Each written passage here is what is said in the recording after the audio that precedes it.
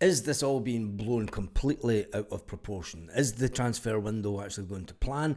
And will everything be okay in around about 4 weeks' time? That's the big question that we're asking this morning. We're going to look ahead to the team that will take to the pitch this weekend. I'm going to predict the starting lineup already. Yes, it is Wednesday. It's the hump day of the week. And we're not getting any pussy coming in today on hump day. Let's just say that. There has been speculation we spoke about last night about players that want to come in. And there's players that want to leave Celtic. Yes, we all know about the offer that came in for Yang. And that was turned down by Celtic. Told that 500,000 was not enough and that we couldn't sell him at the current moment. Marco Tellio, a deal was agreed, and it was all over the media that the deal was agreed. And then Marco Tellio has been told that he cannot leave Celtic by the Celtic manager. There seems to be a little bit of clash of the titans when it comes to the transfer window. Obviously, people upstairs agreeing deals with players to leave the club, and Brendan Rodgers saying, no, you can't leave the club. The player cannot leave the club at this moment until we get replacements in. But let's look at the squad as it stands going into the game this weekend, the first game against St Mirren. Kasper Schmeichel will be in goals for the opener of the season. Yes, doesn't matter how good Sinisalo is at the moment and how good form he is in. I think that he's just continuing as a fantastic player, Sinisalo, and there will be cries, especially when it comes to the cup game in a couple of weeks' time, for Sinisalo to start the cup game. I think it's imperative that he gets a good run in the cup and shows how good he is to the ageing Kasper Schmeichel, who is in the last year of his contract at Celtic, having signed an extension.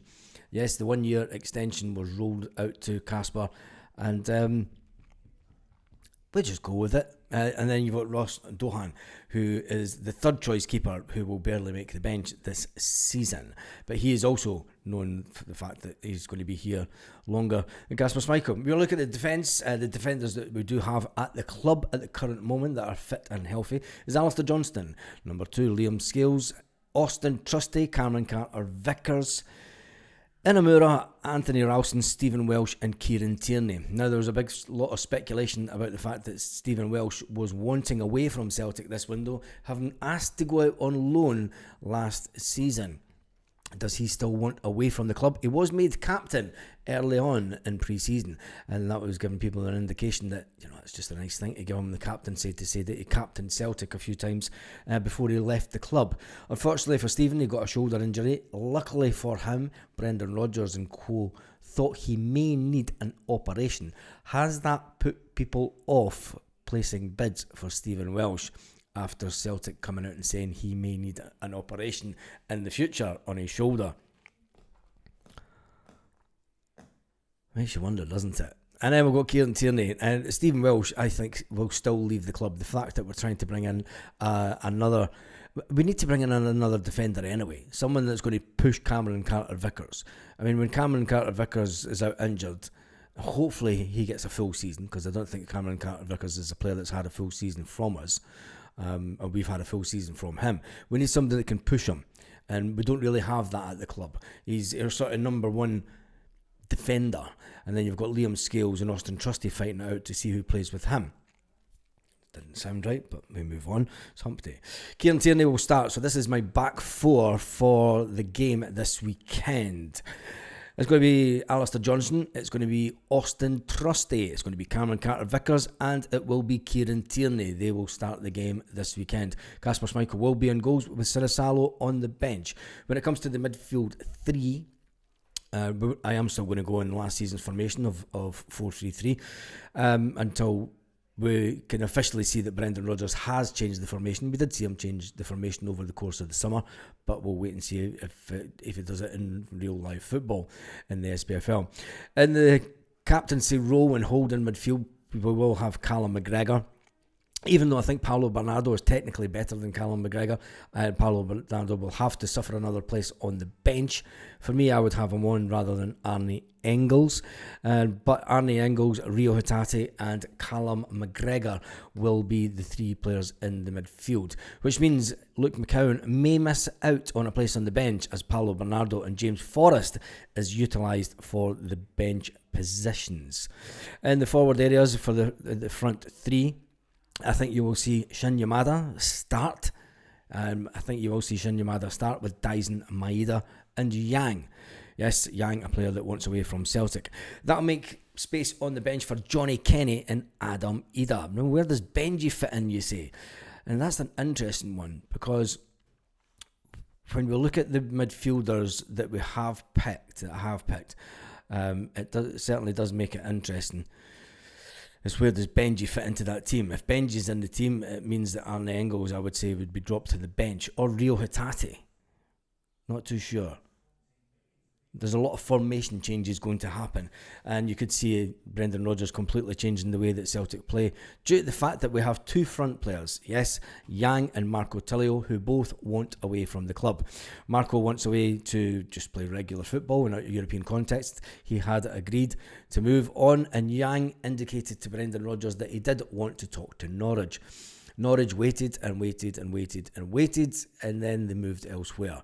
They dropped their interest in Yang. It's not healthy keeping players at the club that want away. We all seen last season with Kyogo Furiashi.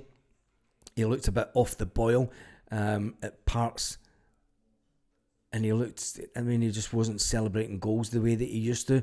And then we all know why, because right out of the blue, he was sold by Celtic. No one expected that one to happen, but Brendan Rodgers did reiterate and tell all the fans that, yeah, we've known for several months that Kyogo wanted away, and they still didn't bring in a replacement for him. Now, Shin Yamada looks the like the player that will be the replacement for Kyogo Furiashi.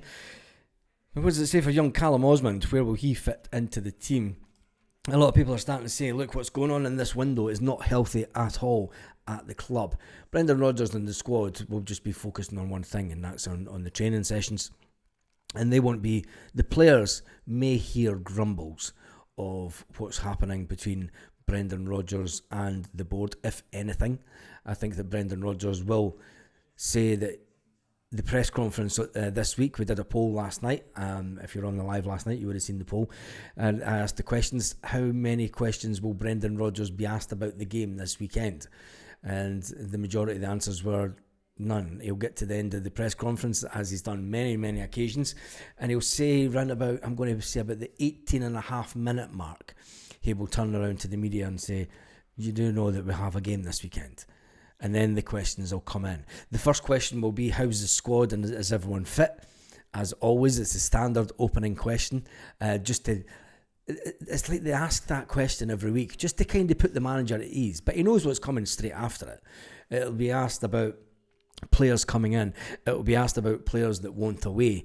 And it'll be all transfer speculation chat for around about 15.5 minutes to 18 minutes. And then Brendan will get fed up and say, you do know we've got a game, and you'll get about a minute or 2 minutes worth of questions regarding the game this weekend. Anyway, it is great to have the season back, because it is just, we can talk about football again rather than the ongoing negligence that we call the transfer. Is it negligence? Because let's face it, we have brought a lot of players in, and although the squad may not be in the position that Brendan Rodgers want, I think that we're still 3 players minimum short. I think Brendan Rodgers would like to bring in 5 players. I think that we're still at least 1 or 2 defenders away from being a stronger squad, especially if Stephen Welsh leaves the club. I think we already need to bring in someone that can back up for Cameron Carter-Vickers. If Stephen Welsh leaves, we need to bring in 2 defenders, as simple as that, just to keep the squad size. And yes, we have a good team for the SPFL, but you remember, in August, we have really important games in the SPFL. We have a cup game in the Premier Sports Cup, and then we also have a qualifier for the Champions League. So Brendan Rodgers will need to rotate the squad, and I think that the first game that he will rotate the squad will be the Premier Sports Cup. Are the players that are sitting around on the bench good enough to take us forward in the Premier Sports Cup? Yes, of course. Of course they are. But when you start getting onto the sort of October, November, December period with such a small squad, you will start to see the strain on the squad, and we saw that last season. But it is what it is. I think that the players that are there do need a little bit of a help. I think that we definitely need more wingers in. With the fact that you have two that want away, we need another two in just to make the squad better, considering Jota's out until the new year. It'll be interesting to see. We will get an update on Jota. I don't know if Jota's back in the country or if he's still been given absence leave to recoup in sunny Portugal, or will he be back to have Flag Day at Celtic Park? You'd think he'd be back for Flag Day, wouldn't he? But anyway, I'm sure that we'll soon find out. There's a lot of speculation about players, that may come in. I think that we're at the stage now where we just have to wait and see. We just have to wait until it's officially announced by Celtic. Speculation can be speculation all at once. I think that Brendan Rodgers had an A list of targets this summer. I think that we're down to the C list now, and we'll just see where it goes. I'm looking forward to the game this weekend. It'll be absolutely buzzing to actually start talking about and see what kind of changes, formations that Brendan Rodgers does bring in. Does he go with the old 4-3-3 formation? Not a chance. I think he's changed it up already. I think we're looking at more a 4-3-2-1 formation and even a 4-4-2 formation. I think that Brendan Rodgers will go a bit more defensive this season in the SPFL, but have that opportunity to have two players up front, because a lot of us said last season, like, the one striker in the middle is an absolute waste of time when you've got five players in the box. It'll be interesting to see how St Mirren play this weekend, because they give us a damn good game, the final game of the season. And are we going to be up for it? Is the hunger there? When you've got players in the squad that are maybe thinking, there could be a possibility that I'm going to leave between now and 3 weeks' time. They're not going to be putting in 110%, are they? Because they've got one eye on the window. I mean, I'm reading lots of transfers that were going to go through, and especially with players that were involved in games with Celtic, and Ajax player in particular, who didn't play against Celtic due to the fact that he did not want to get injured. Maybe that's the reason that Adam Ida's not get played, because Celtic don't want him to get injured. That's another story completely, isn't it? And they want him out the door. How much money would you get for Adam Ida? Let's face it, realistically. But then, do we sell a 20-goal scoring centre forward at the club when we've lost all the goals from the players that have left? And then there's the ongoing contract situation with Dyson. I'm sure he'll be asked about that also. It's going to be a cracking day. Is it tomorrow that the press conference is? Or it'll be a player that will be wheeled out tomorrow, and Brendan Rodgers will be wheeled out on Friday for the presser. I'm looking forward to that one. On that note, have an absolutely fantastic day, Celtic fans, wherever you are, all around the world.